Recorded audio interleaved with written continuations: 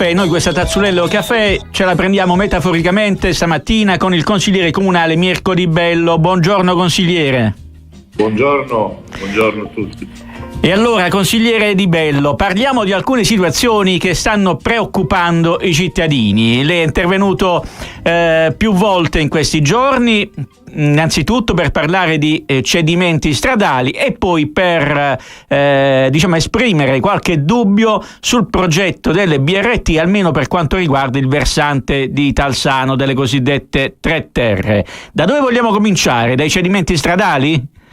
Sì, possiamo, dai cedimenti che purtroppo sono all'ordine del giorno. Ieri un ennesimo incidente, un ragazzo che ha perso il controllo del proprio motorino ed è caduto a terra. Per fortuna indossava il casco regolarmente e non ci sono state conseguenze gravi, però lo stato delle strade purtroppo è ormai evidente sotto gli occhi di tutti i cittadini. In più si aggiungono importanti cedimenti, abbiamo visto quello l'altro giorno sulla rotatoria di Viale Magna Grecia con praticamente Viale Ionio, dove peraltro io ho fatto un comunicato stampa chiedendo delle verifiche perché dei racconti dicono che lì nel sottosuolo ci siano dei passaggi, chiamiamoli condotti, addirittura gallerie, qualcuno parla di gallerie della Marina Militare. Secondo me è opportuno fare delle verifiche per vedere se quelle voci sono attendibili e soprattutto se quelle gallerie sono ancora in una situazione, non ci siano cedimenti strutturali come quelli avvenuti nell'idrofore dei Tamburi, ricordiamo qualche anno fa. Nell'area del mercato, ricordiamo.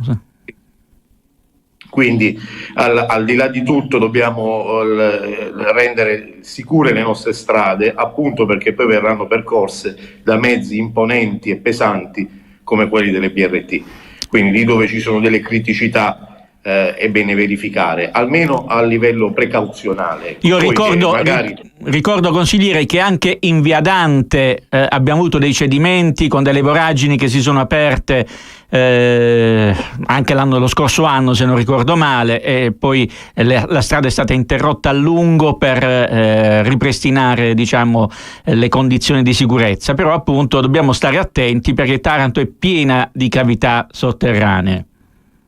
No, la nostra è una città stratificata che ha una storia importante, la conosciamo, legata appunto alla Grecia. Tante aree sono praticamente delle antiche necropoli e quindi come tali possono cedere nel tempo se non vengono fatte le giuste osservazioni tecniche. In più si aggiungono anche dei collegamenti della Marina. Ad esempio, uno certamente è quello che collega la zona di Taranto 2 all'Arsenale Nuovo, però quelle dovrebbero essere state già murate nel corso degli anni e quindi non dovrebbero rappresentare un pericolo. Delle verifiche sono opportune, almeno a livello precauzionale. Però proprio nelle ultime ore il Comune ha fatto sapere che le strade, quelle alle quali faceva riferimento, sono state transennate, quindi almeno questa toppa ce l'abbiamo, l'abbiamo messa.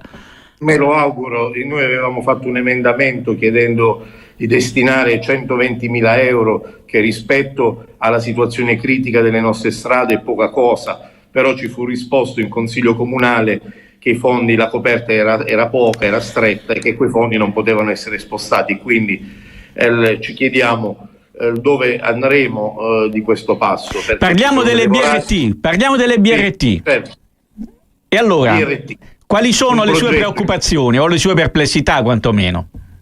Allora, la preoccupazione è legata molto al taglio degli alberi, e l'abbiamo detto più volte, e quindi riuscire a salvare quante più specie di alberi possibile, perché lo sviluppo e la tecnologia, il progresso non può sacrificare quello che è il patrimonio arboreo della città. Inoltre il peso e la grandezza di questi maxi pullman, parliamo appunto di quasi 19 metri di lunghezza per 2,55 metri di larghezza e un peso a pieno carico di 35 tonnellate, che in alcune zone appunto potrebbero rappresentare un preoccupazione, un pensiero. Si parla appunto della ringhiera di Taranto Vecchia. Ne parleremo con Nello Di Gregorio più tardi di questo. Perfetto.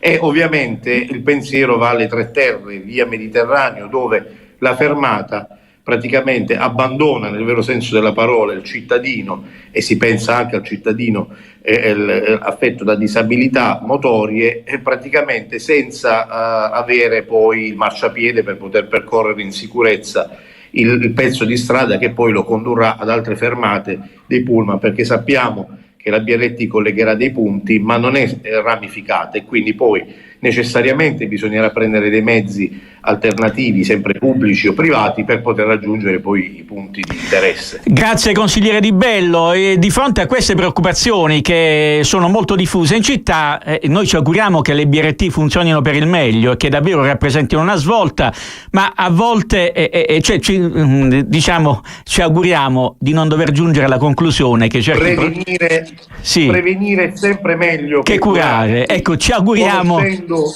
Le criticità si può intervenire in maniera tale che poi le criticità non diventino insuperabili dopo. Ecco, siamo in una fase progettuale di messa in opera, quindi ora possiamo intervenire in maniera concreta.